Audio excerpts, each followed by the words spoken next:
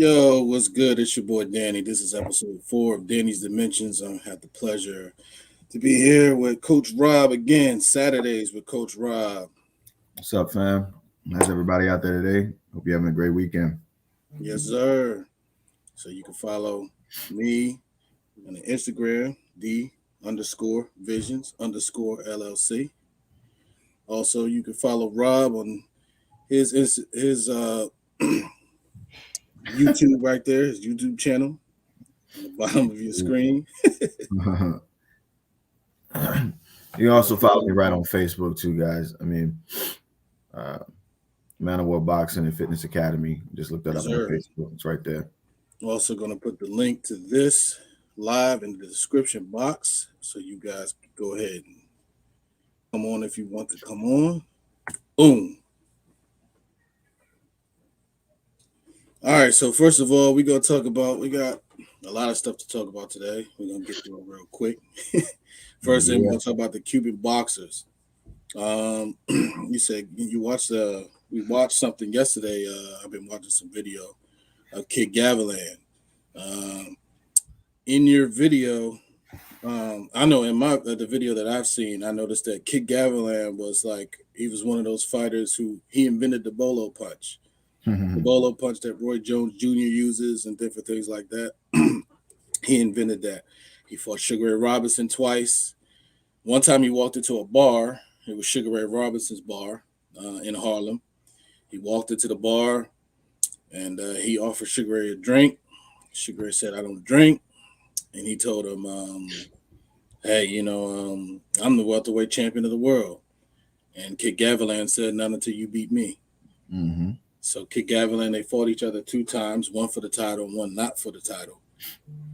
The first time wasn't for the title. And he, they both were 15-round unanimous decisions, but he also gave Sugar Ray Robinson problems. They said it was a boring fight because there was 2 technically sound boxers in there. So he fought a lot of great fighters. He beat a lot of great fighters. His final record was 108-30. Mm-hmm. Back in those days, fighters used to fight a lot of fights back then. Mm-hmm. Why do you think it is that fighters don't fight a lot of fights these days? You know what I'm saying?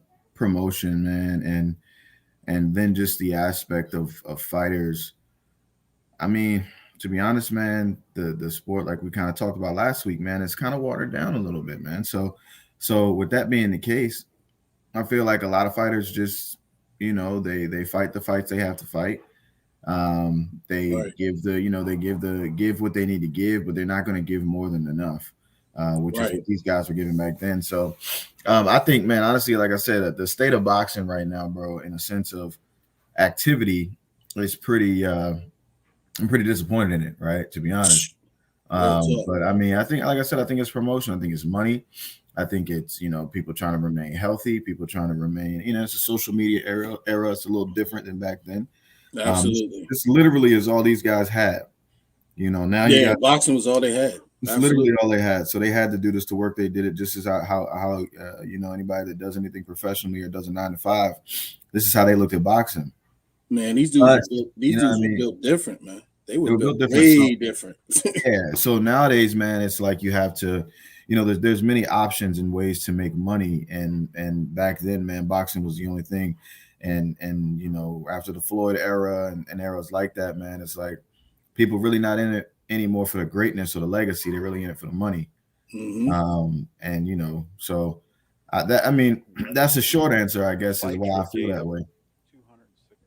This right here is Kid Gavilan versus Gil Turner.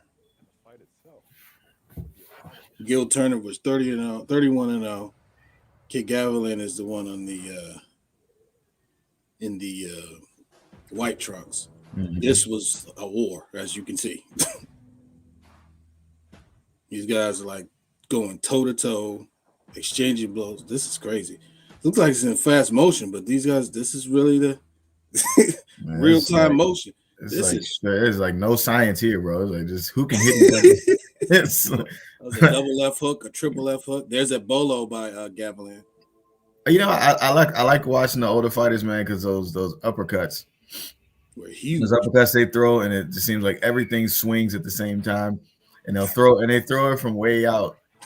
And it's like, it's just stuff that I just wouldn't teach anybody to do today. But I mean, it worked for them at that moment. Right. So this is the highlights here for this fight. solid. This was nothing but that's a good double left hook by Turner. Yeah. Turner's the one in the black trunks. As you see, like they're winding up. Yeah, that's what I mean by those uppercuts. It's like a winding uppercut. That was two nice hooks right there. Great nice combination. Then Gavilan comes back, another wind up. You see that wide uppercut from the front seat. That was his famous bolo. Yeah, from the front row that joint came from. Front row. He swung from when they say swinging for the fences, that's an example of swinging for the fences. So one of the things still though too is that they did have a sense of defense by keeping the head on the outside of the shoulders, which is they just swinging. He's swinging for the fence, but keeping the head on the outside of the shoulder, you know what I mean? It's something that we still teach today. For guys when they get on the inside, keep your head on the outside of the shoulder on the opposite side of where you're trying to connect. You know what I mean? Then catch and shoot. It's like a puzzle in there. It's like a puzzle. There's no defense on this one though. Yeah, they're just going for the gusto. Yeah, this is Rock'em Sock'em Robots. Yeah, absolutely. Ooh, that one caught. That one hurt him. That whack hand. Yeah, man. Yeah, that one hurt him.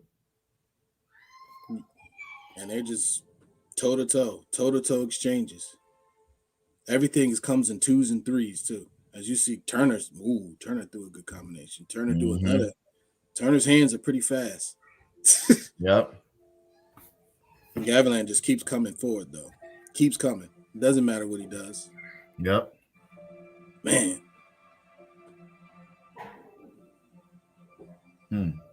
Hold on 1 second, bro.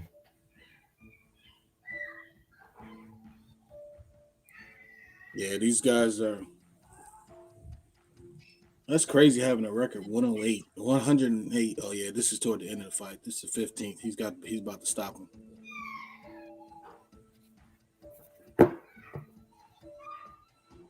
Yep. And another thing, look at where the referee's position, man. Why is he out of the picture? Yeah, he's like not even there. He's not even there. I mean, that's why they had so many more deaths back then. Oh my God. This fight would have already been stopped. Oh my God. They would already stop this. Modern day boxing, they would already stop it, or the ref would really be taking a serious look. Look at these. Yeah. Come on. Yeah, that's like 8 unanswered. There it goes. It's coming back. Oh. Go. Yeah. Oh, okay. The ref they finally stopped it. Man. It literally took him to almost be killed. Seriously, yeah. That for was that fight to be stopped. So that was one of Kid Gavilan's best victories. He fought, like I said, a guy that was undefeated, 31-0. Yeah. And he fought him in his own hometown in Philadelphia. So that was Kid Gavilan. Next boxer. He was tough, right? Yeah, he was definitely tough. Like I said, these guys, the only thing about Kid Gavilan, though, I dislike the way that he kind of died and went out. You know what I mean? Like he wasn't like a guy that took care of himself. I think they say he was at all. He was like selling sausages and stuff when he died. He was put into like a caretaker type home, like a nursing home, and right. And so like he's kind of like that guy that you see that when you go to the nursing homes now just to do visitation. That's man, I was this one. I'll tell you, I was nice back in the day. You know, he's kind of like that. I can imagine him being that guy, right? Right. But that Cuban style, man, that's what we're really looking at here is that Cuban style. Right. And he was actually a little bit less, and what we know the Cuban style to be. I know the Cuban style to be more defensive, more technical, footwork, more technical. Right. He was less like that, but he could be like that. But there's other times where he just like in this particular fight, he was just like, he was just going for the fences. And it might have been also too where he was in his career. It seemed like he was, trying to make a resurgence. So he was probably just absolutely. That's a good point. He was trying to make a resurgence. So at that time, he was the welterweight champion of the world at that time, and they made him an underdog in this fight. Yeah. When he fought Gil Turner, they thought that Gil Turner was going to win, and the odds were stacked up against Kid Gavilan. Yeah, I mean, And when you so he was fighting just in like, I'm going to fight my way out of this. I'm right, just he's going to fighting. I do mean, it. he's fighting in the U.S., right? So you already knew that was Right. yeah. So it was going to be an issue. Yep. Yep. But that So next boxer we got is Joel El Cepillo Casamayor. that guy, man, That guy. Casamayor has some good names on his resume, man. He lost to Yes. all of them except for a few, but he has some good He names on his beat resume. Diego Corrales though. He beat Corrales. He beat Corrales twice. He beat Robert Garcia. He Right. beat He sure did. he beat Robert Garcia. He beat who else did he beat? Well, he lost to Marquez. He was actually his last fight was Tim Bradley. Was his final fight. Man, he should never fought that fight at all. Yeah, he was just too old. He should have Like never fought that fight. it was like Bradley's coming out party. Oh yeah. Well, Bradley was already. I think Bradley was already an established fighter at that point. Yeah. He was just trying to reestablish himself basically after the Pacquiao losses. Mm-hmm. So he fought Joel Casamayor, who was old and shot worn and all that stuff. So he'd been through it. You know what I'm saying? There was no reason for him to do all that. No. I found this. This is Joel Casamayor's greatest knockouts. Yeah. Hold on 1 second, bro. I got my kids in the background to make sure they stay quiet while we do this. All right, cool. On July 7th, 2006, Casimir beat Ramon Pearson by TKO. So let me stop this real quick. Like I said, Joel Casamayor, El Cepillo, he had some great fights against some great fighters. Jose Luis Castillo, Diego Corrales. Who else did he fought? He fought a trilogy with Corrales. He fought Juan Manuel Marquez. He lost to those fighters. He also fought a fight with Michael Caceres where he got knocked out of the ring and came back and won that fight. Yeah. He got knocked out of the ring and came back and knocked Michael Caceres out cold. Yeah. Now he was definitely a beast, and one of the things about him too, I liked. He definitely was. I mean, I'm not gonna say he was the most defensive, but he did at least stay on his toes. He was very technically sound. He was very. I was getting that. He was pretty technically sound. He's solid too, though. Very solid. Not a lot of knockouts, but he was solid though. Like, I mean, he could take some punishment. Yeah, he put his punches together very well, as you can see. All these punches he's thrown here. Boom. That's a good counter left. Yeah, only 6 losses, so good counter left again. Mm-hmm. Yeah, only 6 losses. You're right, and those are only the top level opposition. Mm-hmm. Timothy Bradley's, the Juan Manuel Marquez's, the Diego Corrales', honestly, man, Jose Luis Castillo. Like he only lost to top guys. Yeah, and I think those were just timing fights too, though. I don't think those were fights that he lost. Like if he had fought those guys earlier in his career, I think he would have done better with them. And Osvaldo Freitas, he lost to Osvaldo Freitas earlier in his career, and that was a controversial fight where because there was a knockdown. I think it was like holding or something. Yeah, it was a knockdown that shouldn't have been a knockdown. It was a right hand that Freitas threw, and it shouldn't have been a knockdown. It really was more of a slip, and they called it. So that was one of them. Yeah, that definitely was. And then I think he also had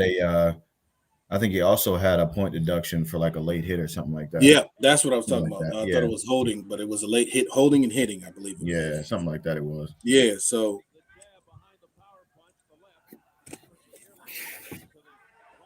Casamayor was, man, he could go to war too.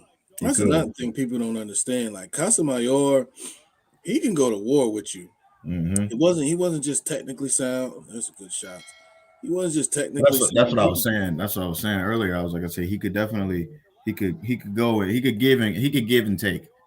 Definitely. If you saw his fights with Chico Corrales, he busted Corrales' mouth, and Corrales had blood dripping out on the inside, outside of his mouth. He was leaking for sure. That's the thing, man. That's the thing, man. Another thing, like I said, I hate to knock modern day boxing, man, but I really try to teach it based on some of these guys because you got to be able to give and take. You can't just be able to give. If you can't take, bro, you really, you know what I mean?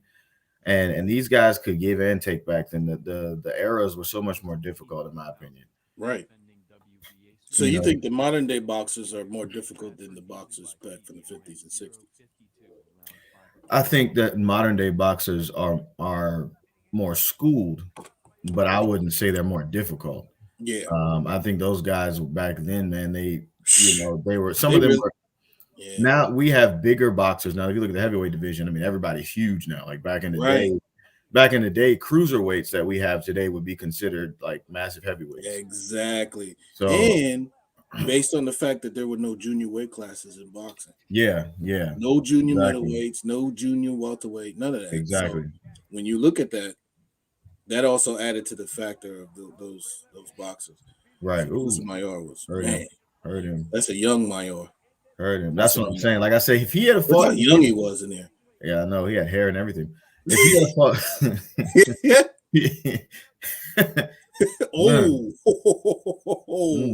Oh my God, he was even faster. See, they showed some of the later fights. He was even faster here. Look at the speed here, and he just went to when he got somebody hurt. He's Man, not he just stopping. kept throwing his punches, kept throwing punches, stopping. kept throwing. Boom, straight left, straight left, straight left. It's over. Yeah. You see the difference between that stoppage and the Kid Gavilan stoppage? Yeah. They let that man almost get killed before they stopped it. Yeah. He was hitting him with everything but the kitchen sink, and the referee was way in the back, everything like looking at. I'm like, ref, what are you doing, ref? Right. Man. Yeah. See, a young Casamayor, man, he was dangerous. Ooh-wee. Yes, he was. The speed, head, and body. Look, oh my God, look at that punch. You got to move that head more though. Get that head off the line. Getting hit too much. You know, some of these Mexican fighters, man, some of the way they fight. The way they fight, man, they just come to get it, man. They don't worry about defense. They just come to try to. Oh, I know that Mexican style. That's what it is. That's why that's the trademark. We just walk you down and just go to work. Go to work. That's wherever I hit you at is. But then you got the technically sound fighters like the Juan Manuel Marquez's. Yeah, he was Ricardo Lopez's. But that's based on his coach though. What's Marquez's coach name? Nacho Beristain. Nacho Beristain. Yeah, that's Nacho Beristain, who also coached Lopez. So yeah. So yeah. All right. That's Joel El Cepillo Casamayor. Next fighter we got is the guy we talked about. Yuriokis El Ciclón de Guantánamo, Gamboa. Tell me something about Gamboa, man. And we had a conversation with him. Shout out to Gamboa. Actually, I spoke to him on Instagram, man. Shout out, man. Definitely. If anybody has an interpreter, man. If anybody knows, we would like to get him on the show. Anybody know any Spanish translators? We need that. Because I'm not gonna be out here looking stupid. Right. We're trying to figure out what you want to say next. Huh? What are you talking about? What you say? I think that he is a flashy. I think that he was I'm saying because I don't think he should fight anymore. After losing to Haney, I think he should probably pull it. But yeah, he shouldn't fight anymore.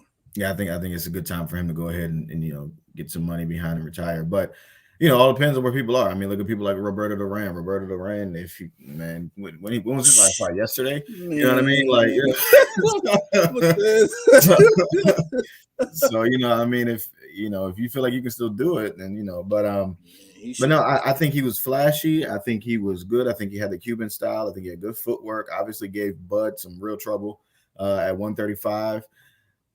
Biggest issue I have with Gamboa and what we talked about before is he fought with his head. When he was coming in, there is no head movement at all. There is no there's no defense, and he would get clipped a lot. And since he would get clipped a lot, he had a lot of knockdowns, probably more knockdowns than what he needed.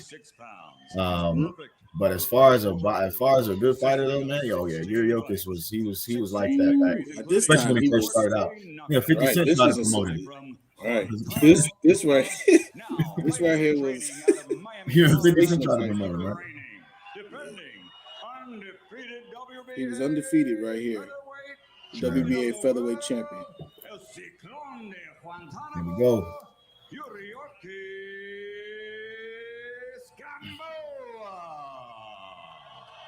Madison Square Garden against Rogers Mtagwa. The same guy who gave Juan Manuel Lopez a tough fight. Yeah. This was a barometer to see how good Yuriorkis Gamboa was, because there was supposed to be a super fight between him and Juan Manuel Lopez. You remember that? Also, they were talking about him fighting Mikey Garcia. Yep, I remember that. Oh, Gamboa fighting Mikey Garcia. How do I think? You said Gamboa fighting Garcia, right? Yeah, he was supposed to fight Garcia. Yeah, that would have been a good fight. At this time, though, At this time, young I don't Gamboa know, man. versus young Garcia. That's what I'm saying. That would have been a really good fight. I It's don't a know who would have 50-50 won fight for me. that. Me too. Like, Me because too. it all depends. Because Garcia was another one of those Mexican fighters, but he was very technically sound. Very technically sound. Very technical. Timing, very good timing. Very what? Very good timing. We talked Yeah. about in the last episode how he did with Broner. And as you see right here, Gamboa, Yeah, he does have the basic fundamentals down, like the good defense, like the upper body movement, the shoulders rolling, like there's a check hook right there. you Like, talking he about does Gamboa? things, he does. He's doing things right, but he also does a lot of things wrong because of his athletic ability, his skill set. You start to depend on that. Like right here, you could tell he has the basic fundamentals. Look, Oh yeah. the rolling of you see how he rolls from punches. Oh yeah, there's gets no out. You see question. that? Yeah, no, there's no question of whether or not he was fundamentally sound. It's just when he got people hurt, sometimes I think he was. There you go. When he got him hurt, yeah, you get a little too excited and get clipped coming in a lot. I mean, that's one of the ways that Bud beat him. Oh, by the way, I'm drinking some Boat 24. So Gatorade, you ever want to sponsor me one day? Sponsored by Gatorade Boat 24. Hydration. Ooh, got it. Oh man, okay, product. You got to pay for that product placement. I know. But look.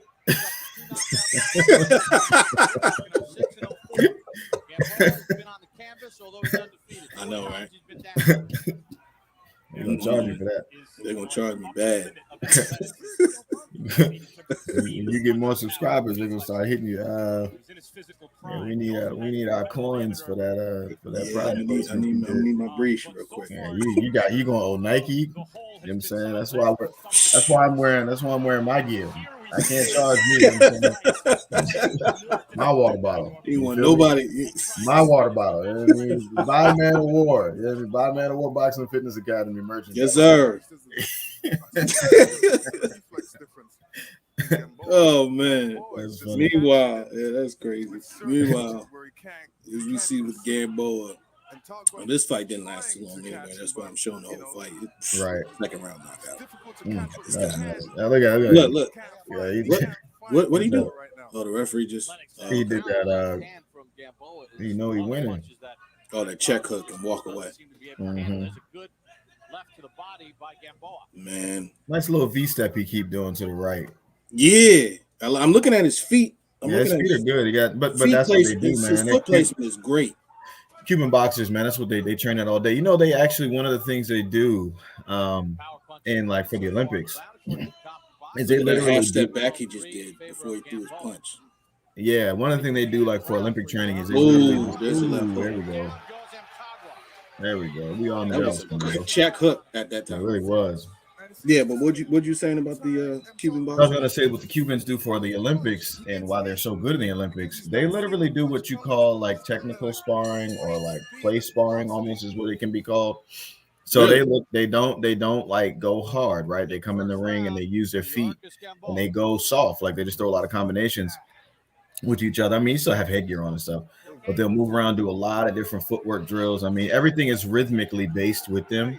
Right. You know what I mean? That's why when you watch, even if you just watch some documentaries on how they train, they get like 20 or 30 dudes into their gym or whatever, and they're literally just working footwork. They never throw punches. And then of course, as they progress, they start to throw punches, but they're literally just working footwork. That's why his feet look like that. That's why Luis Ortiz's feet look like how they did before recently. And the same thing with Erislandy Lara. Lara's another all these guys. boxer. Yeah, all these guys. Rigondeaux. Rigondeaux. How can we forget Rigondeaux? Rigondeaux, another great. Look at his feet. He had some of the best feet in boxing until more recently. That's a good check hook right there. Necessarily hurt there. He was a little bit off balance, but that was a good punch. See, Gamboa is very defensively responsible.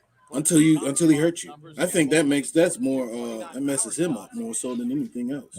Yeah, I Because agree. when he hurts you, he becomes vulnerable Yep. and susceptible to getting hit with shots. Yep. He That's doesn't what he stay. kept his hands He up goes more. out of his discipline. That's a good left hook. Good grief, that's a good left. See right here. There he goes. Now he's starting to come in. These are good shots, though. The Very good speed shot. is unbelievable. Look at it. Oh my goodness, the speed is overwhelming.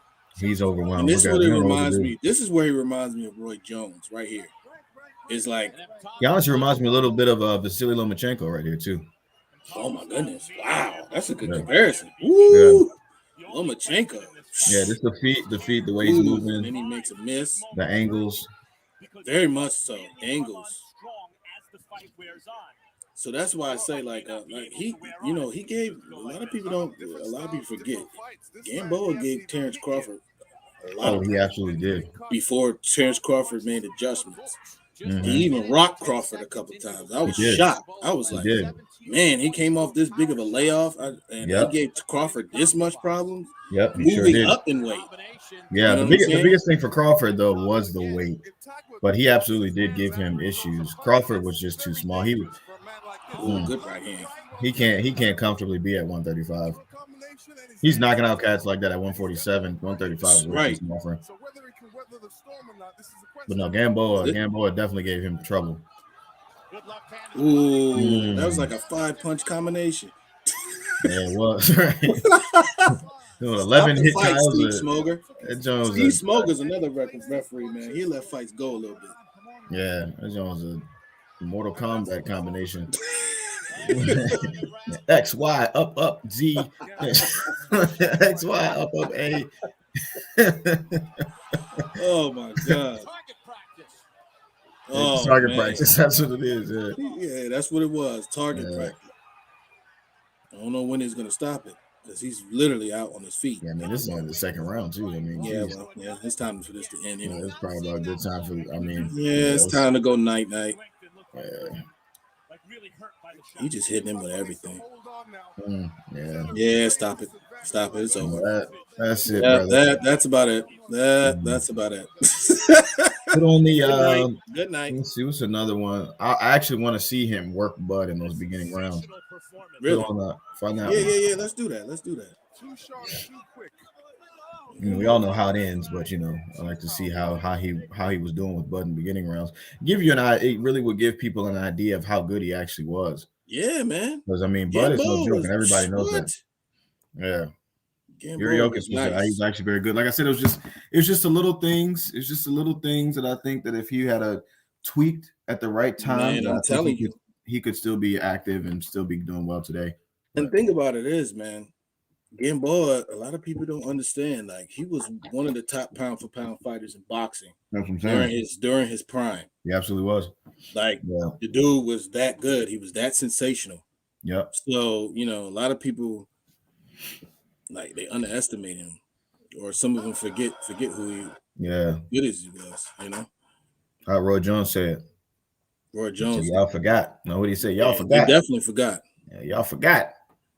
I can't do a Roy Jones impersonation. Y'all must have forgot. Y'all must have. Can't be moved, can't be stopped. It's unstoppable. Mr. Unknockable. Oh man. That man said Mr. Unknockable too early. That man got knocked out cold the next fight. So Tarver did it. Shout out to Roy though. Yeah, shout out to Roy, man. A legend all day. This is the Gamboa versus Crawford fight. Look at this, man. They're it's like they're fencing right now. Yeah. Yeah, this is Gamboa coming off of like a 12-month layoff. And here's a funny story, right? So Gamboa was signed to Mayweather Promotions. Yep. Well, he was what? 50 was when Mayweather went to jail, 50 Cent got Gamboa and signed him under his own promotional company. Yep. So that's how that's how that whole man, you stole my fighter and you ruined him. You ruined my fighter. That's how all of that stuff, that beef got started with him and Mayweather. And that's how Gamboa's may have messed up Gamboa's career because of that. Yeah, he's just shout out to 50 Cent, man, and power. But other than that, He should have left Stay, Gamboa stay, alone, stay man. away from boxing 50. Stay away from Gamboa, man. Yeah, He left Gamboa alone, man. Now look at him. He's trying to revive his life and his career because he got a torn Achilles. He's knocked out, still fighting Devin Haney. And right. Look at who he used to be. Right, who he used to be versus who he is now. Yeah, much different. Man, this fight right here, man, oh my God. Terrence Crawford and Gamboa. Like that's like it's like a chess match. Yeah. With them two. It really was. It really was. Let me turn it up a little bit. It's a good segue into our next topic. Absolutely. I'm glad we did show this. But you know what? This right here, the commentating was horrible, so I'm getting off. The commentating? Yeah, the commentating was horrible. They said the Top Rank commentators, they were so biased. They said I think Gamboa was with Top Rank for a while too. I can't remember. I think he was with Top Rank for a little bit, and then he was co-promoted by Mayweather Promotions, and then with 50 Cent or whatever, and then that's what happened with that. Yeah, so apparently, like this is a fight in Terrence Crawford's hometown of Omaha, Nebraska. Crazy, right? Yep. So he's fighting Terrence Crawford in his hometown under crazy circumstances and doing very well. Which side do you think Bud fights from better? Man, that's a good question, man. That is a good question. I would have to say, man, he's equally. He's equally good at both sides but when he turns into southpaw, it's almost like he turns into a mean machine. Well, I think generally when he turns orthodox is when he's actually trying to knock you out, is what I've heard, or what I've noticed too, is what I've seen. Yeah. So when he's southpaw, he's more of a boxer, I should say. So let me rephrase that. When he's a southpaw, he's more of a boxer. But when he's at his orthodox style, he's really trying to pressure you and get you up out of there. But I've seen him do that in the southpaw stance sometimes. True. No, I mean he can knock you out with either hand. So it all depends. It really all depends. He can definitely knock you out with either hand. See right here, like Gamboa is being so technically sound that it's really offsetting what Crawford is doing. So Crawford has to be very careful because anything he throws, see, they're both trying to counter. He's doing well with this is good boxing right here, man. This is what boxing is all about. A lot of people don't understand what these guys are doing right now. They're literally offsetting each other. Yep. Okay, I take a step back. Ooh, that's a good hook by Gamboa, right on the chin. I make a move, you make a move. I make a move, you make a move. Back and forth. Nice. You see great defense here. And Gamboa, despite only being 5'5", 5'6", has pretty good reach. He's doing the right thing by keeping that jab out there.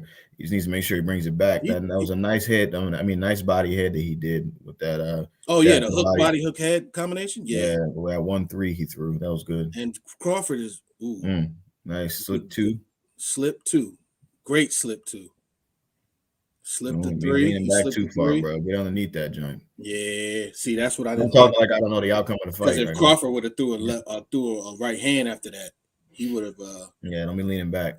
He would have got Gamboa up out of there.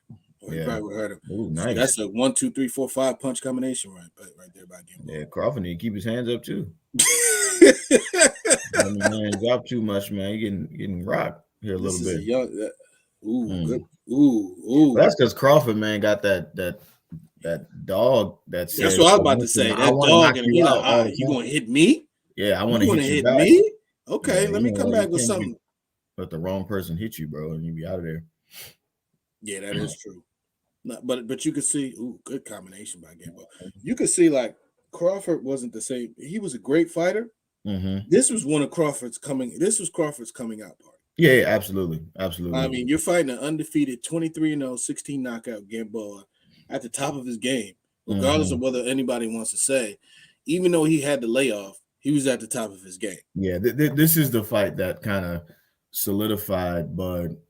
Because after this, who else did he really fight at that point? He fought other people at 140. He unified the division, but there weren't really a whole lot of killers, and it's not to take away from what he did, but there really weren't a whole lot of killers at 140. What's the referee talking about, man? He over here warning Gamboa for something that he shouldn't be warning. Yeah, I mean, who'd you have at 140? You had like what, Postal? You had Victor Postal, Ndongo.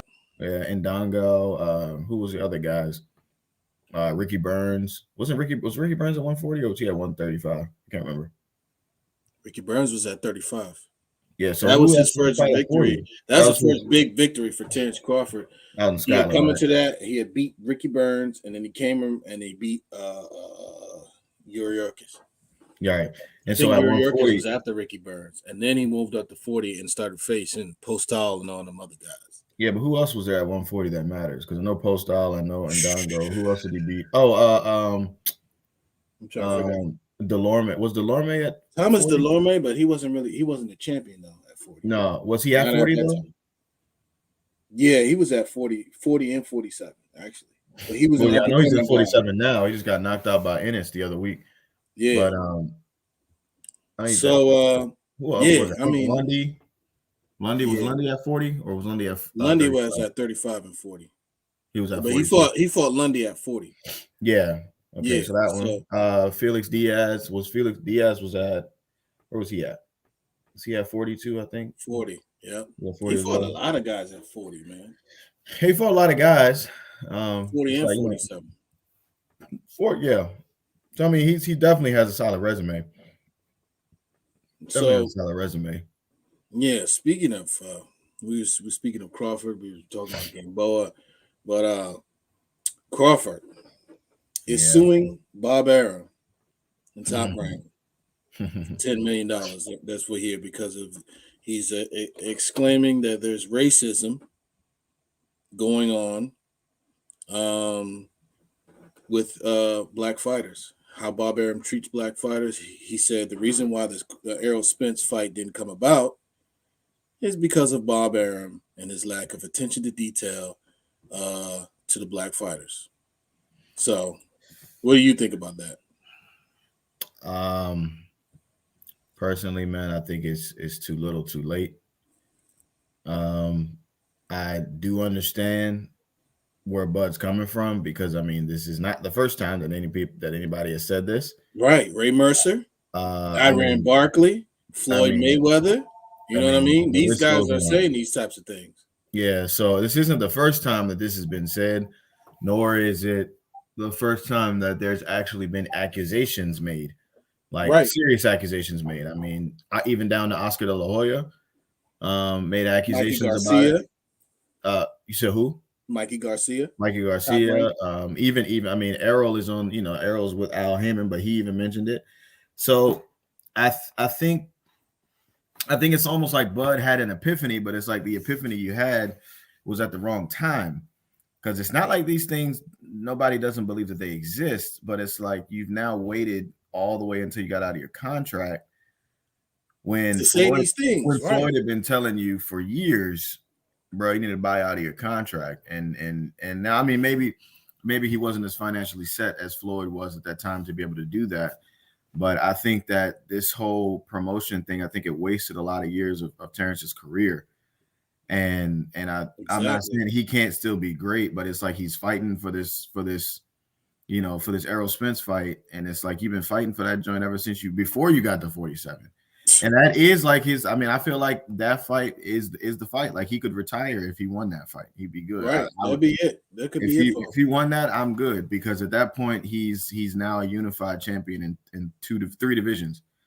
So wait, would he be 3 divisions? Yeah, because he 135, 140, and he's undisputed at 140, but it'd be undisputed at 130, 140, 140. 135, I think he won 2 of the belts. But still. Yeah, and he'd be unified. Here, he'd have WBO, WBA, and IBF. I'm sorry, WBO, WBC, and IBF. WBC and IBF. So that's undisputed. That's undisputed. Yep. Yeah. Well, that's unified. It's not undisputed because there's still the Ring magazine and WBA. WBA. The Ring magazine and WBA. Yeah, you're right. Yeah. Who holds WBA right now? 147. That's Jordanis Ugas. Another Cuban. That's right. Yeah. Another Cuban one. Yeah, we actually supposed to talk about it. But yeah, man. So that's kind of where I'm at with it now. It's like I think that I think this. some people are trying to make Bud out to be like a martyr, like somebody that's, you know, like going for it, and we're happy, Bud, that you did this and you said, you know what I mean, like. But this is, you know, like people are treating him like he's Martin Luther King, and I'm like, well, nah, because this actually should have been done years ago, or you should have, you know, exited from Top Rank years ago. Now I'm a huge Bud fan, but I'm also me a too. realist. I'm a huge Bud fan. Like I think he's pound for pound, but I'm also a realist, and I think that this is a little too late. I think if he gets to $10 million from winning this lawsuit, that's great. But I don't think that I don't think it really matters much. Thank you, baby. Thank you. Yeah, it's a little bit I don't too think it late. really matters much. You know what I mean? Yeah, it's So too early for him to be doing. I mean, too late for him to be doing that. I mean, like yeah, you said, Floyd Mayweather said something to him about it. Other people have said something to him about it. And yeah, then we had the testimony recently from Ray Mercer yeah, about Tommy Morrison. He said that they gave him $50,000 to fight Tommy Morrison. He was yeah, a WBO heavyweight champion of the world, and they yeah. gave him $50,000 to You hear fight Tommy Morrison. Yeah. Did you hear the Nicholas Walters thing too about him fighting? Did you hear about that? No, what So he said? when he was set to fight Lomachenko, Lomachenko, yeah. right? When he was set to fight Lomachenko, he asked for like almost $1 million. He asked for like 800K, which is that's normal. I mean, it's a championship fight, right? Mm-hmm. Hey, baby, can you close the door, please? Hold on. Hold on, bro.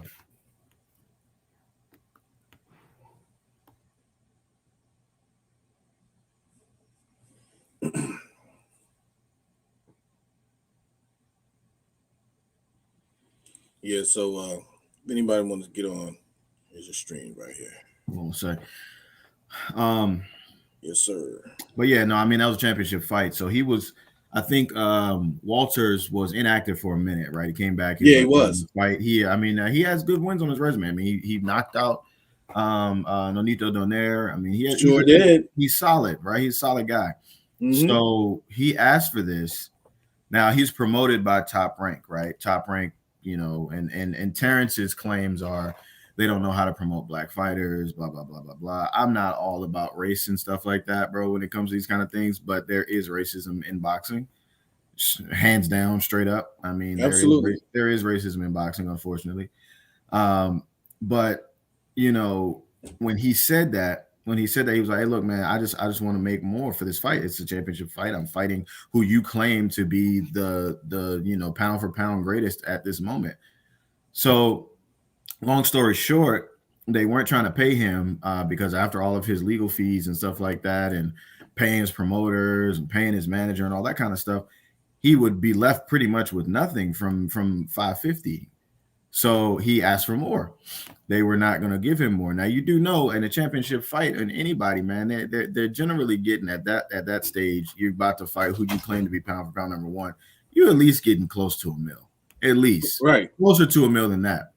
So they let that go on. Even Lomachenko got on there and was like, hey, you know, I'll pay you $300K of my purse because my purse is nice. I'll pay you $300K of my purse if you beat me. He told Walters that, and Walters was like, nah. So long story short, Lomachenko went on to fight other people. And made a superstar and got a lot of money. Became somewhat of a superstar, right? I mean, and Walters, still being promoted by Top Rank, went and basically became inactive. Basically, he didn't fight anybody. So they brought the fight back around. When he actually fought Lomachenko, he had been inactive for like 2.5 years. Right. So being inactive that long, he ended up taking an even lesser purse. He ended up taking $300K for that fight. If you look up the salaries, he ended up taking $300K for that fight with Lomachenko. And with that being the case, I feel like that led to some of, you know, him quitting and them starting the whole Lomachenko stuff. I think some of it led to it because, I mean, Axeman was no slouch, no pushover. He was no slouch. He wasn't. So, but I mean, I understand it. I mean, you know, Lomachenko brings a different level of pressure as well, just trying to figure him out, right? Like just his footwork, you know, getting on the outside of those angles, trying to figure them out. That's hard to do, right, with somebody like him. But I don't see him quitting, right? I think a lot of it had to do with the purse bid, and you know, some of it, not all of it. I think some of it actually was, you know, boxing related. Like he just was having a hard time with Lomachenko. Mm-hmm. But other side of it, I think it was some of the promotion. So I say all that to say that there's some factual evidence in Bud's claims.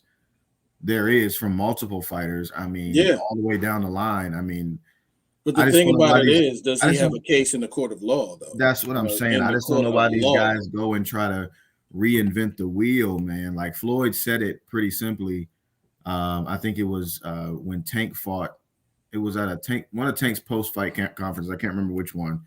But he was like, he said the best decision I made was when I came out from underneath Top Rank, bought myself out of my contract, and it's like Bud is now all of a sudden getting that mentality of like I need to do something. Should have did that earlier.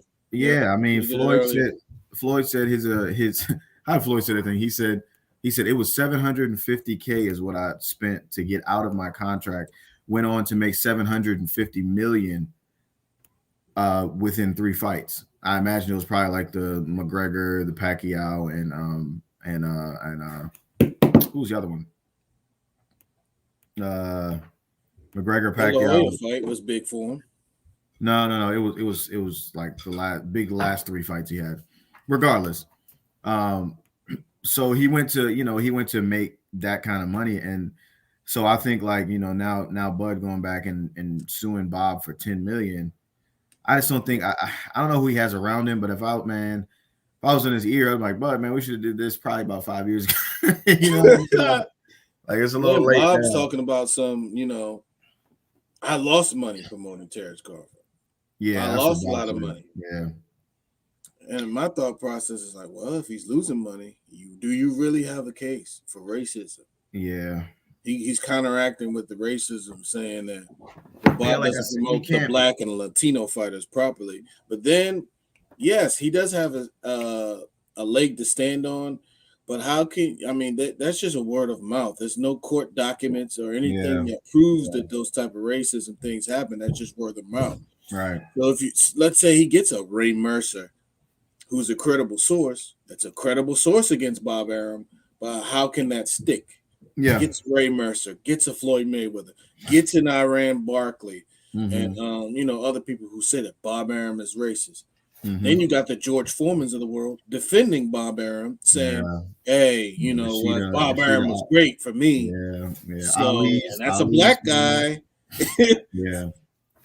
Now I do think I do think there's enough evidence to like hold a case in a barbershop, right? Like if it's me and you and a bunch of guys in a barbershop and Bud or somebody walked in and was like, hey man, there's racism going on at Top Rank, everybody would probably believe you.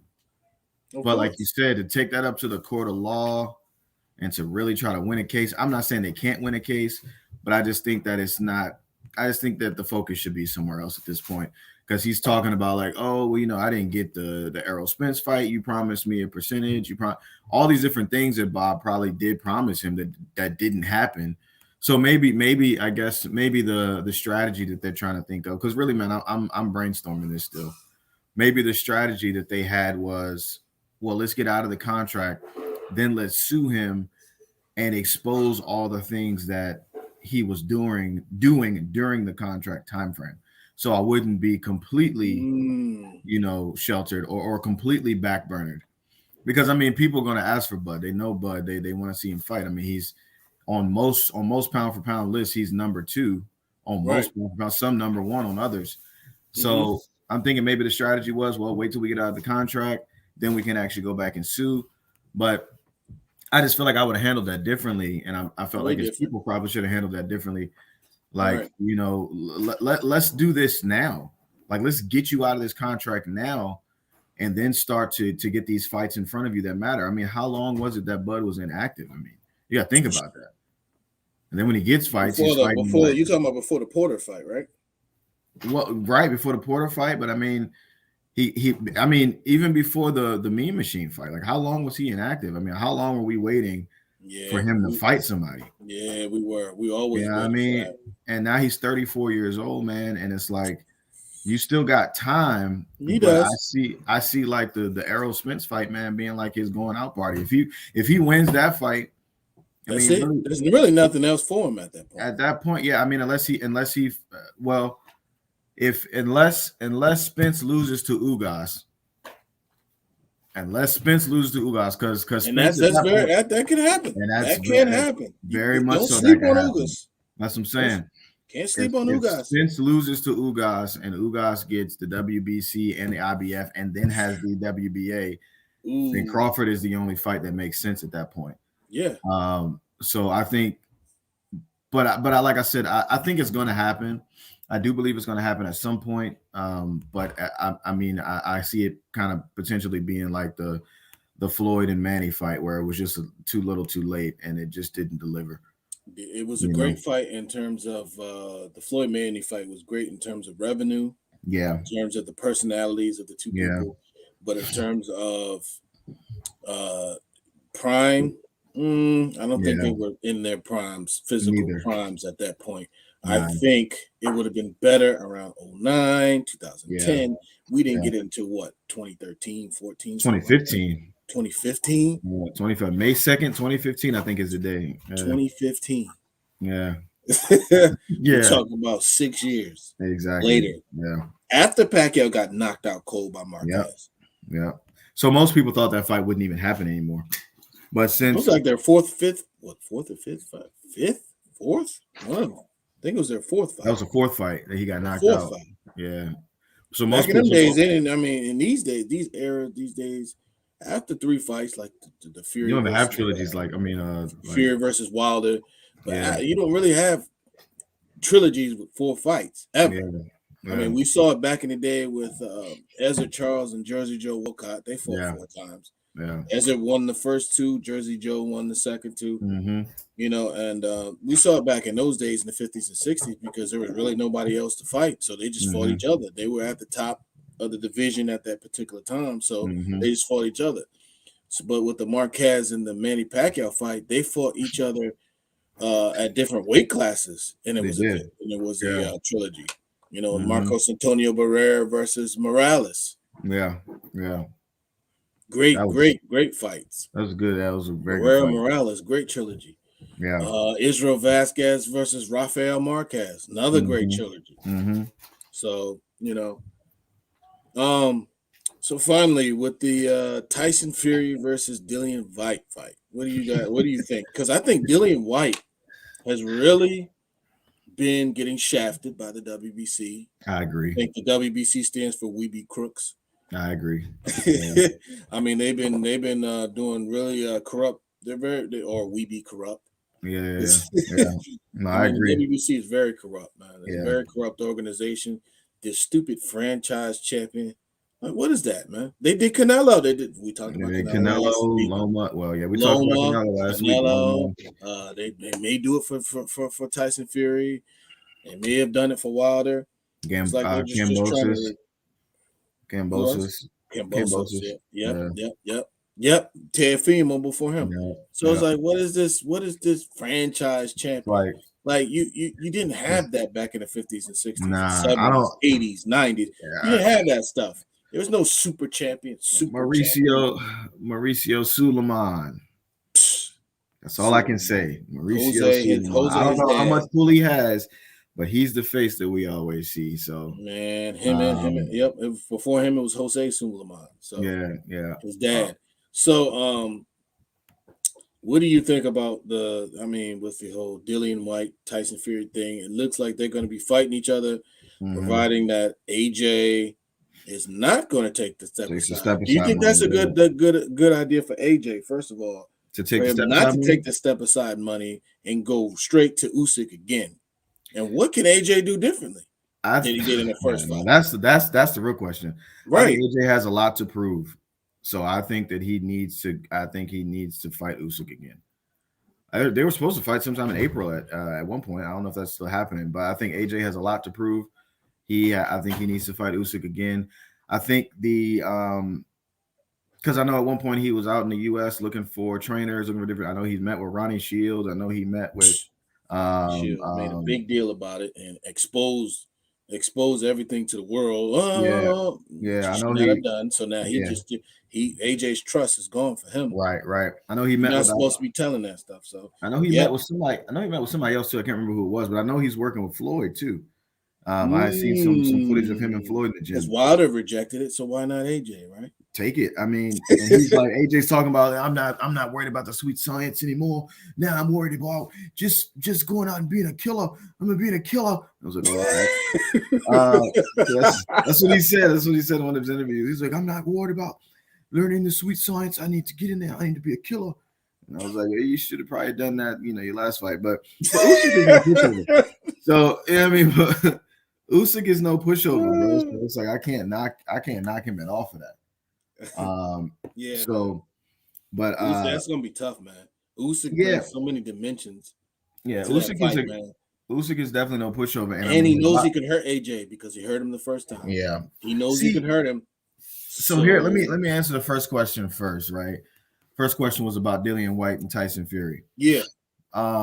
I think it's great if he gets that shot. I mean, he should have got it with Wilder years ago. I think he lost his loss to Povetkin kind of pushed it back, but that was only for a little bit of time. I think because he kept winning. Everybody else he fought, he kept winning, and he came back and beat Povetkin. So he redeemed himself. Yeah, he redeemed himself from that loss. So I think if anybody deserves a WBC shot, it is Dillian White. Now, do I think he wins? Absolutely not. But do I think he deserves a shot? Absolutely. But he's not going to beat Tyson Fury. If Tyson Fury is healthy and mentally there, he easily beats Dillian White, in my opinion. Easily, in my opinion. I would think that Dillian White definitely has a chance, of course, with his big left hook. Oh, yeah, everybody has a chance, right? Yeah, everybody has a puncher's chance. But I think with the heavyweight division. Right. One punch and it's all over.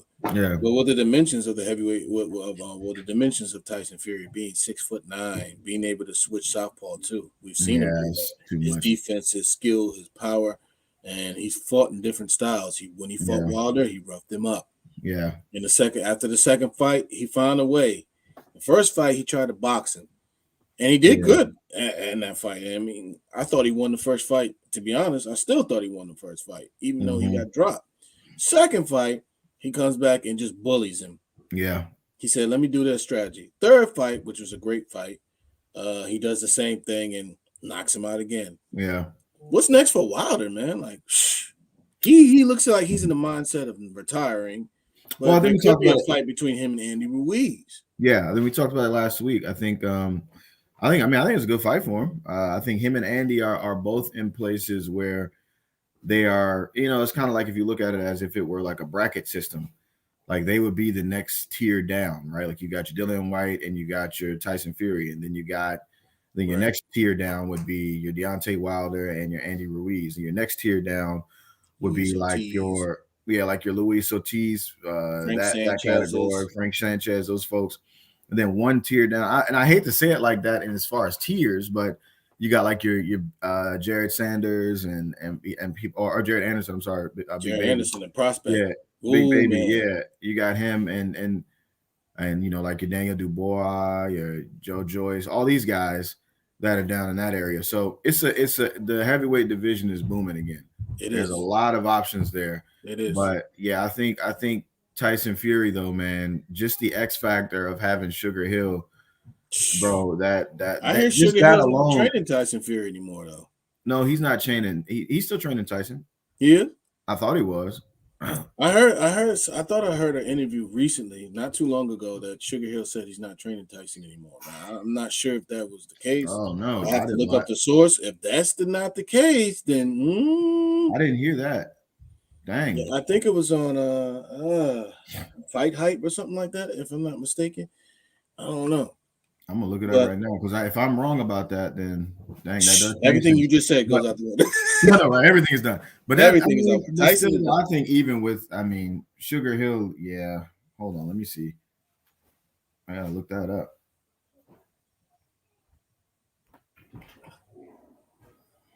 Yeah, Sugar Hill, man. It seems. Yeah. Sugar Hill. I thought I saw a thing that he said he's not training Tyson Fury. Now I don't know if that's the case.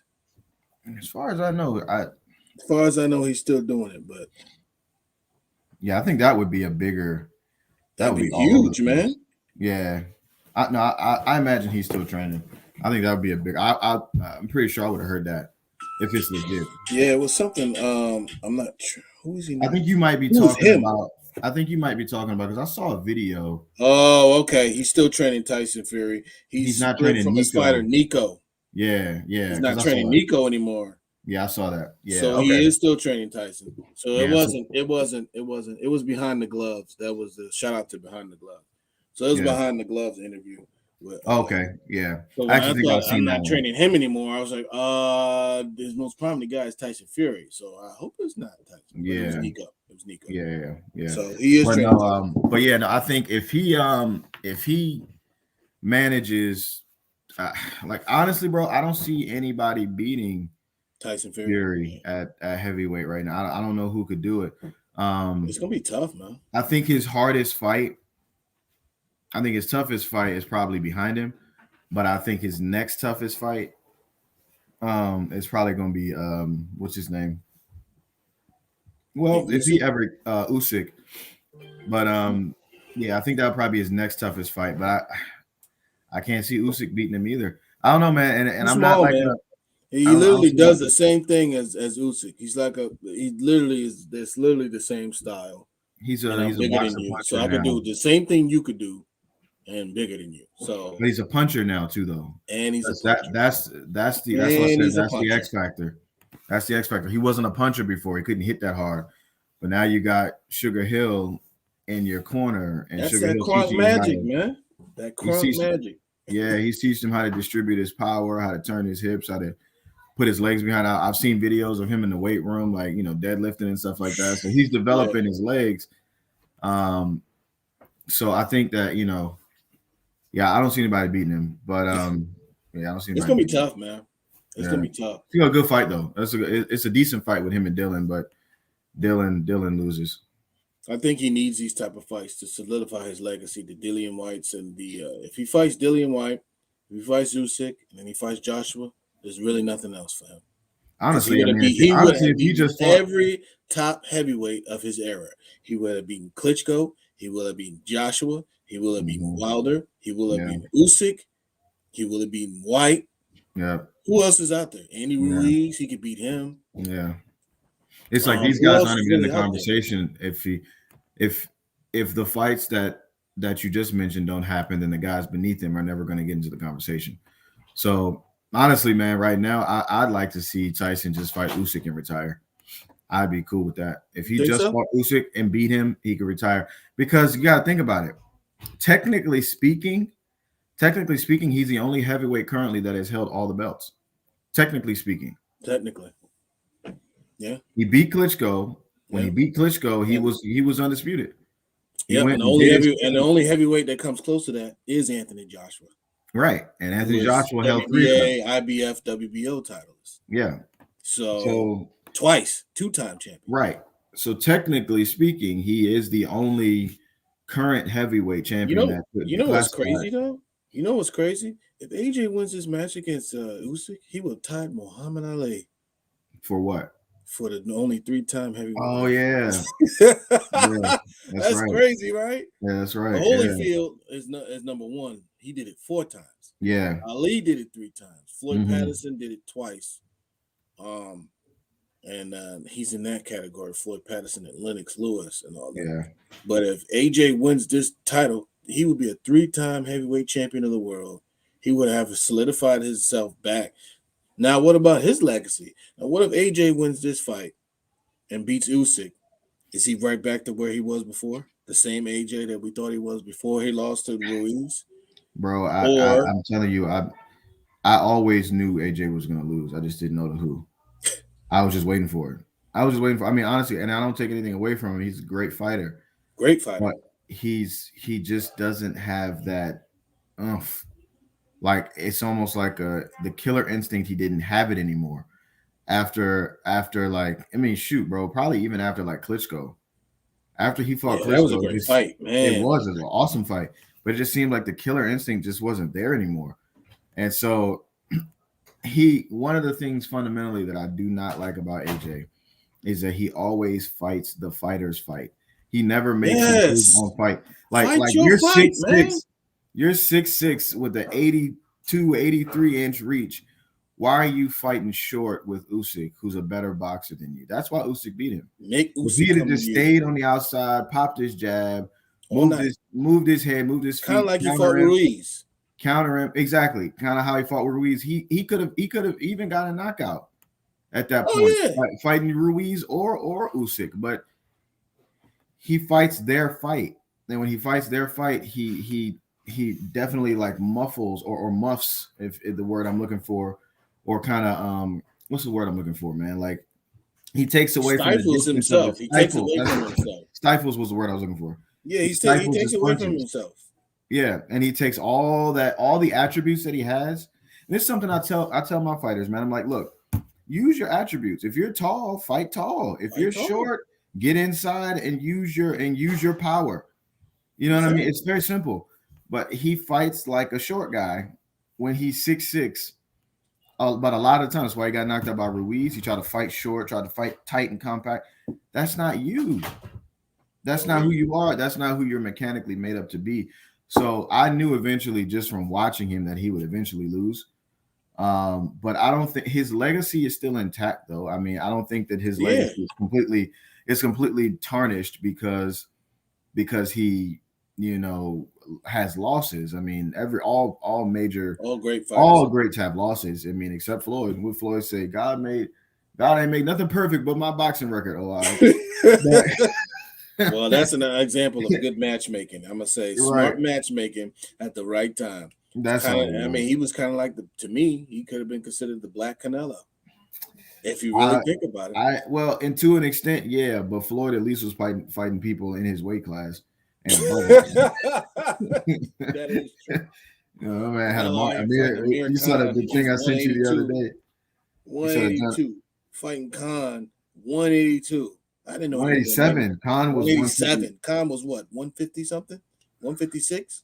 Khan was like, I saw his back and knew I shouldn't be in.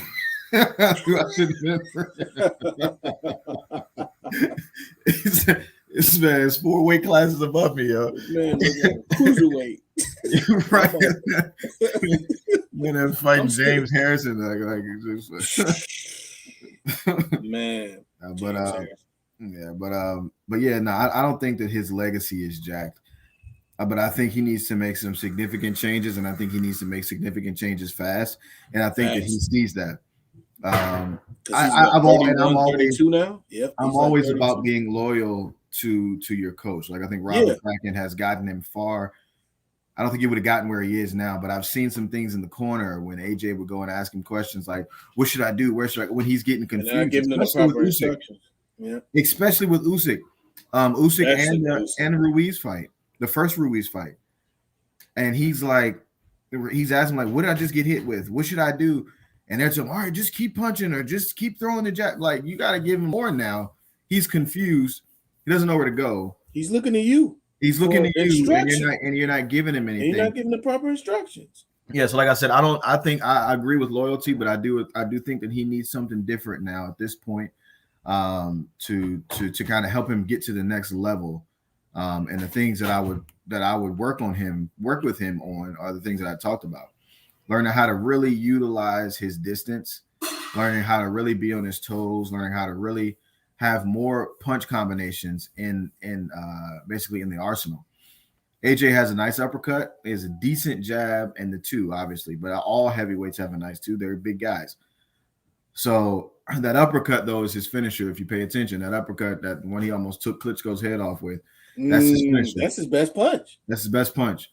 But if you're prepared for him to do that, he's going to throw like a 1-2-6. You know what I mean? If you're prepared for that, then you beat him. And I think Usyk was, and Ruiz obviously was. So I think with the first Ruiz fight, he just got too anxious. He had Ruiz hurt. Yeah, that's he got caught with a counter left hook. Yeah, he threw his hook. Yeah. And nah. And then Yeah, he no, tried to I think box, and Joshua, he did well when he boxed, but at that point, does. his legs were gone. He does. I think Joshua's a great champion, man. I think he'll go down as a great champion, but I think that he needs to change up the things that are wrong. I think he needs to fix it fast in order to still be in the conversation. But until Tyson Fury retires, no, he's gonna be undisputed. Once he beats Usyk, he's gonna be undisputed. Yeah. And one more thing, man, we got Keith Thurman. Hey man, Keith actually The did return of Chico DeBarge, aka Keith Thurman. Yeah, right. Chico Thurman, man. Keith and cut his hair off, man, and well, you know, we all know how that works. If you had dreads or long hair before, man, your hairline be in the middle of your head now. That's what Keith dealing with. So, man, now you're trying to grow it back out. So yeah, Keith dealing with hairline recession. But no, hey, Keith. Hairline is social distancing. Yeah, right, exactly. It's social distancing. But no, he looks good, yo. He looked good in training. When I saw some of his videos, Keith still keep his hands too low for me, but he doesn't look bad. He looked decent. So we'll see. I mean, I think he'll beat Barrios, but I mean, stranger things have happened. He should beat Barrios, right? But I think we got to also consider what Keith is coming back from, if he's legitimately coming back from those things. Right. I mean, elbow injuries, hand injuries. Those are injured fight I've ever seen in my life. Yeah, those injuries can take you out of here. Those injuries can retire you. Yeah. I mean, I shoot, man. I'll be working the bag myself sometimes and start to get elbow pain, and I'm like, man, what in the world? I'm like, I'm about to sit out for a week. Yeah, I mean, it's like being there sparring to get elbow pain. I'm about to sit out for a week, man. I need some ice. You know what I mean? So I get it, but on the other hand of it, he is a professional. And right. At this level and at this stage, I'm glad to see him making a comeback, man. And I mean, he could be the dark horse in the division for real. He could be the dark horse, because these guys were calling him out when he was champion before he retired, or well, I guess took a sabbatical. Well, I also look at this because Keith he called out a few guys. He wanted Crawford, then he didn't want Crawford. He wanted $10 million for Crawford. $10 million. Come on. What are you talking about? $10 million for Crawford. You know that's an astronomical amount of money. Yeah. Because you know that fight's not going to happen. You know, you're going to ask for that big amount. Yeah, he priced that fight. Yeah, so I was like, man, come on, Keith. Sound like you ducking. If you're going to sit there and ask for that amount of money, when did Crawford even make $10 million? Crawford's suing for that money. That's what I'm saying. Crawford's suing. He's suing for $10 million. He didn't make $10 million in his fights. He may make 2-3. You're asking for $10 million? You, not him. And you don't have a belt. You didn't bring a belt to the table. Yeah. So it's like, dude, you overstating your value. You pricing yourself out. And that's what a lot of fighters do. They price themselves out, and then they ask for these astronomical amount of money. And then they think that it's going to be a beneficiary to them because, I asked for this fight. I asked for it. But he knows. I think he knows, though. I think he knew what he did there. He was just trying to be relevant again. Here we are talking about him, right? So I think he's going to be relevant again. He had to strategically get himself back in the conversation. Right. And I think he knew he wasn't going to get that fight for no $10 million. He knew, but he had to figure out a way to get back in the conversation. But nah, man, I'm looking forward to it. That they fight next weekend, right? Is it next weekend? Yeah, next weekend. Next weekend coming up. I'm looking forward to that fight. I'm not paying no money for that though. No, I'm not no paper. This is a problem with the PBC, man. Yeah, I'm gonna end with this. The problem with the PBC, man, they Al Heyman, they treat Al Heyman like he's Martin Luther. You talk about Terrence Crawford being treated like Martin Luther King. They treat Al Heyman like he's the Honorable Elijah Muhammad. Yeah, they do. Straight up. Like he's Malcolm X, Martin Luther King. Yeah, he does all this stuff, and he great fights. He does all these things for us. At least when Don King was a crook, as some people may say he was. At least we knew he was a crook. At least we knew that, and not only that, we knew he was going to get great fights from Don King. Yeah, I mean, you look at the great cards he put together with Julio Cesar Chavez versus Pernell Whitaker. That was a Don King promoted fight. He had a lot of great fights. Tyson Holyfield 1 and 2. Yeah.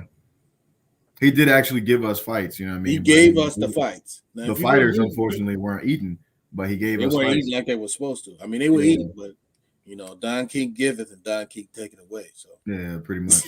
So pretty much. Promote you, put you on the card, but yeah, you got to pay me half of your. You're gonna pay me half of your salary plus all the other fees. Yeah. All the other fees.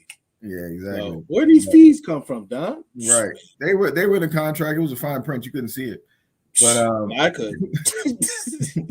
You know what I'm saying? I could see it. I could see it. You just didn't know they were there. What? Yeah, it was an invisible ink. But but yeah, stuff like that, man. But no, Al yeah, like for instance, just here recently, we should not have paid for Ortiz Martin. That should not have been a man. What? How much was it? Like $70 something dollars? I think it was like 50 something, but still, that shit I didn't pay for it. $49.99 for Ortiz Martin. Yeah, I just like watched $70 for Keith Thurman versus Barrios. 75, I think. $75 for Keith Thurman versus Barrios. Not paying it. Nah, not paying it. Not for that fight. As a fan, as a boxing fan, I'm appalled. Actually. Yeah. I'm actually insulted that you would actually put this in front of me and think that's a paper. I mean, it's not pay-per-view worthy at all. It's not even. I mean, just put it on. Just Fox, because man. it's like a tune-up fight. It's like a tune-up fight for Keith. Yeah. Why would you? Right. Put it on Fox. You know what funny thing about it? Floyd Mayweather versus Juan Manuel Marquez was a tune-up fight for Floyd.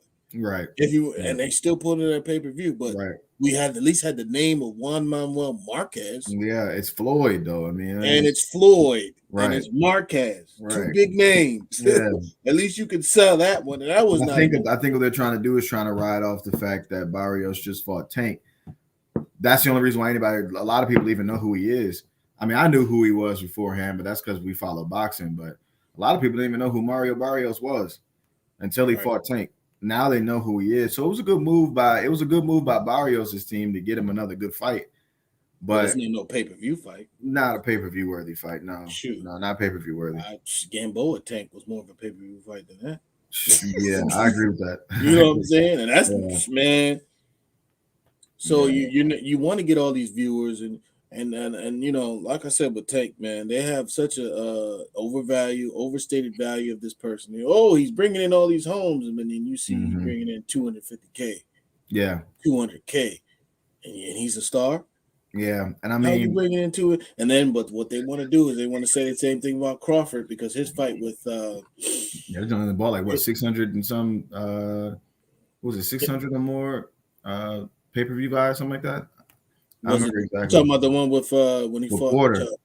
Nah, that joint was only like 150. Yeah, something like that. That's terrible. That was terrible. I'm like, for Porter?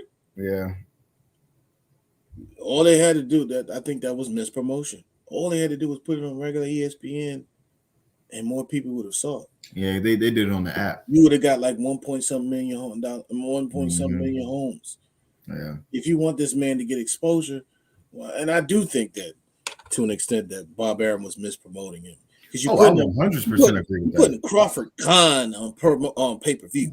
That did Crawford versus Khan. Yeah, everybody knew that Khan was getting knocked out. Yeah, man. Like, why would you just put it on regular ESPN? Yeah, there was no need for all that. No need for that, man. The only fight that now maybe had he done those type of things, then he complained about losing all his money. You wouldn't be complaining about losing all his money if you wasn't putting them on this. If you promoted him correctly, yeah.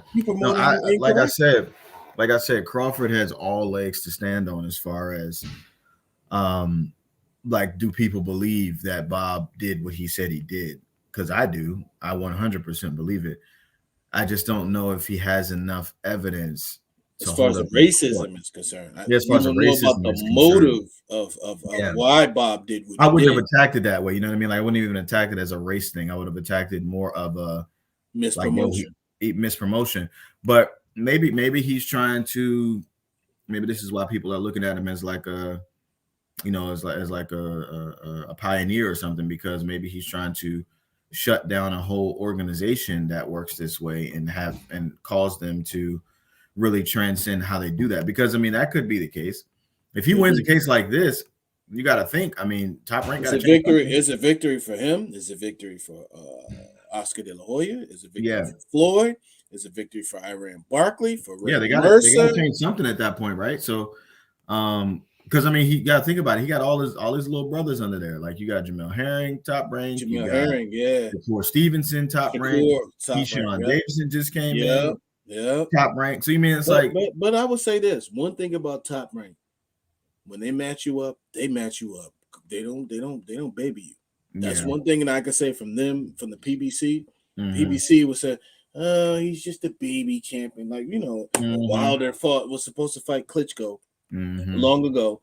You know, I really do think that Wilder's record is a little bit padded because he fought 34 fights before he fought for a world title.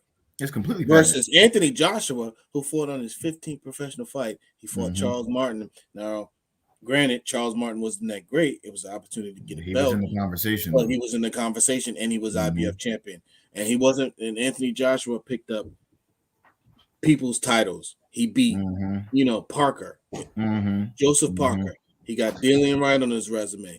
Alexander Povetkin on his resume. Klitschko on his resume. So when you think about, and these are all victories. These are not, you know, losses. Andy Ruiz on his resume the second time.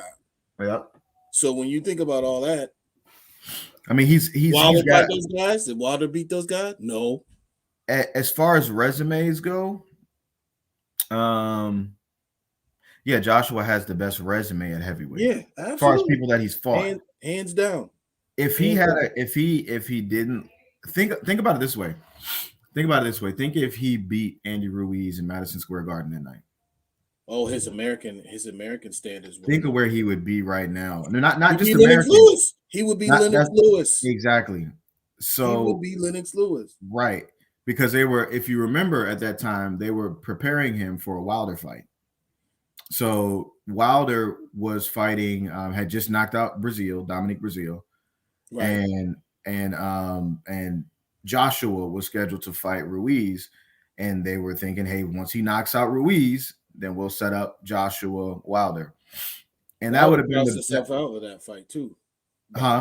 Wilder priced himself out of that fight too, by the way, because he was not generating the money that Anthony Joshua was. Yeah. Anthony Joshua was second to only Canelo. Yeah, at the time, yeah. I mean, 90,000 people at the Wembley. I mean, 90,000. They're killing, yeah. Come on now. Yeah, they're killing. But yeah, man, I don't know. Yeah. We'll see. We'll have to see. He'll like I said, it's gonna be a hard road back for him. If he beats Usyk, that's great. That gives him back his belts. But then he still has Fury. Yeah. And like I said, nobody beats Fury, I don't think, in heavyweight right now. It's just nobody beats him. I hated to say it, as much as I'm an AJ fan, I hated to say it. It's gonna be tough for him to beat Usyk, first of all. Yeah, it will be. Yeah. And he can't just be out there fencing like he did the first time. It's not fence. This is not fence practice. This is wild. And that's the thing. That's why I said it honestly. If you took somebody like AJ, it's just, you know, this is just an imagination of mine. If I took somebody like AJ and I put him with Sugar Hill. Oh my God. Oh my goodness. Bro, all that raw natural power he already has, thinks if he learned how to actually execute it and use it. Oh my gosh. It's over. It's all over for everybody. He would be a killer. He'd be absolutely destroying. He would be a killer. But he doesn't have that instinct. Like I said, I don't blame everything on coaches, but coaching styles do matter. You can't teach instinct though. No, but you can influence it though. Yeah, like I don't know. Tyson Fury. Yeah, that's why Tyson Fury's a puncher. It's mental, man. Like Virgil Hunter, bro. When I looked at that fight with Virgil Hunter and when Andre Ward was fighting Kovalev in the first fight. Yeah, he came to him and got in his ear, man. Get up. You got up. He said something. I forget what he said, but he was saying Ali got up. Leonard got up. That's what he said. Yeah, you got up.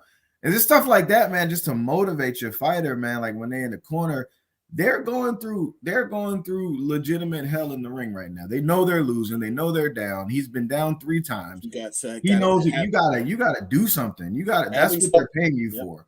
Yep. You gotta motivate that, man. You gotta look, bro. Come on, let's get it up, man. Right. What did you train for all those days? 8-9 week training camp, getting up at 5 a.m. running. What did you do that for? And that's what I'm saying, like things like that.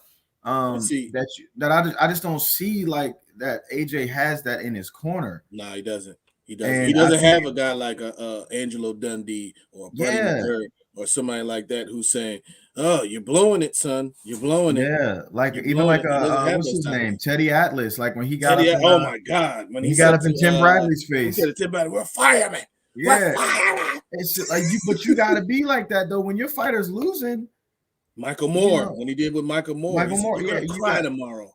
Yeah, Do you want to cry you tomorrow? got to leave everything there, and I just didn't see that. Like I felt like he lost too easily. Like when he lost to Ruiz the first time, like he looked almost like, hey man, we're just about to go get some food. You want to come hang out with us at the, you know what I mean? Like it wasn't like I'm pissed off that I just lost all my belts that I've worked my entire life to get. Yeah, dude didn't even care, bro.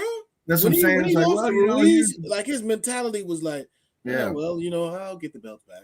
As delusional as Tio was when he lost to Kambosos, where he thought he won, as delusional as he was, I still saw that he cared more about actually winning than AJ did actually winning against Ruiz. Because you remember at the end when he lost to Kambosos, when Teo lost to Kambosos here recently, he got up there and said, "Oh, I think I won the fight," and and blah blah blah. Bro, you lost that fight hands down, like from the beginning, in the first round.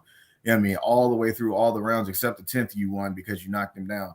But he got there and was like, the post fight. You should pull that up. This is like the last thing because I got to roll in a sec. But you should pull that interview up, yo, so we can go out with a laugh. Because if you remember the fight, which interview was this? Teo and George Kambosos. Let's pull up the after that was after the fight, right? Yeah, post-fight conference, or not even a conference, just a post-fight interview right after the fight. If you saw the fight, for a fact. I know what he said. Yeah, Teo. Oh man, that joint was hilarious though. But for a fact he lost.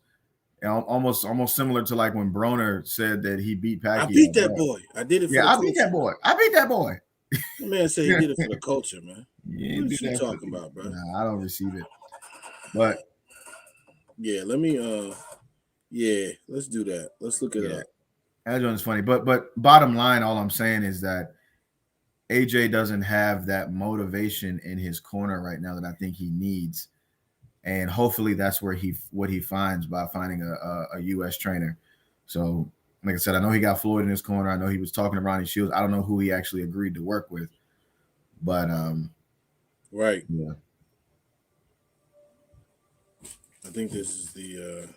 Oh, you got to make sure it's edited if it's on YouTube because they'll flag you. Oh yeah. Yeah. So he fought. I don't know if there's cussing or not in that, huh? Yeah, I don't know. There might be or there might not be. I'm actually looking for the. Over the last minute plus. Too much. I got caught. But you know what? Anybody says, yo, I won tonight. Hey, at the end of the day, I've been here. I've done that. I want to thank God. I want to thank God. Look at his face, and why is he acting like? Why? You missed the first part. You missed the first part. At the end of the day, man, I'm a true champion. You didn't win anything. Man, I did what I had to do. And at the end of the day, what did he say in the first? He said, "I won tonight." I'm the greatest fighter in the shot history, and that's not disrespect. Let's start it right there. That should be good. Listen, chit chat, forget the radio. You got hell of a fighter, but I won tonight, man. Everybody know that. The referee raised my hand. All right, that's it. That's all we need to do. That's all we need to say. Keep going. That joke is so funny. Everybody says, yo, I won tonight. Hey, at the end of the day, I've been here. I've done that. I want to thank God. I want to look at his face though. Yeah, he got murked, man. Like I really do think something was going on with him in that fight, but. Tonight, look, physically. I ain't no sore loser. I take my wins. But still, he definitely lost. He didn't win that fight at all. I take my losses. At the end of the day, man, I'm a true champion. But what my point was though is that you can still see like he cared about losing. What anybody says, man. He cared about losing that fight. And watch, yeah, he did. Takeover, man. AJ didn't care. Like it just didn't seem like he cared much. He didn't care. He did not care. Yeah, he was a great fight, the better man tonight. All the stuff that everybody says. But it just didn't seem like he really cared about losing his belts like that. So I was like, well, It's like, well, I'll go back, get him another day, I guess. Yeah, if you don't care, why should the people care, right? But right, I just hope that that's changed this time, and it seemed like it has after the Usyk loss. We'll see. We'll see. At least verbally. Yeah. We'll see how he acts. Yeah, man. So this is another great episode, man. It's also man. a great episode of Saturdays with Coach Rob, man. Hopefully we can continue to do this, man. Yes, sir. You know what I'm saying? Once again, here's my Instagram for everybody that doesn't know, _Visions LLC. And also we have Rob's YouTube channel flashing across the screen. Also, guys, if you can find me on Facebook, you can look up Man of War Boxing and Fitness Academy. You can find me there, or you can just find my regular page at Rob Bryce Jr. But yeah, I don't have an IG and I don't intend on getting one, but you can find me at both of those places. And if you're interested in training, definitely hit me up. Like I said, you can inbox me, DM me, whatever. And we love to have you come train with us, as we train 3 times a week. So right here in Stafford, not a lot of boxing gyms around here. So if you're interested in getting some training, then let me know. Yes, sir. Stafford, thank you, Dan, Virginia, for having me again, brother. Yes, sir. You know what I'm saying? We're gonna make this a regular thing. So this is Danny once again, Danny Davis, your boy, signing out once again. Peace. All right, man. Peace.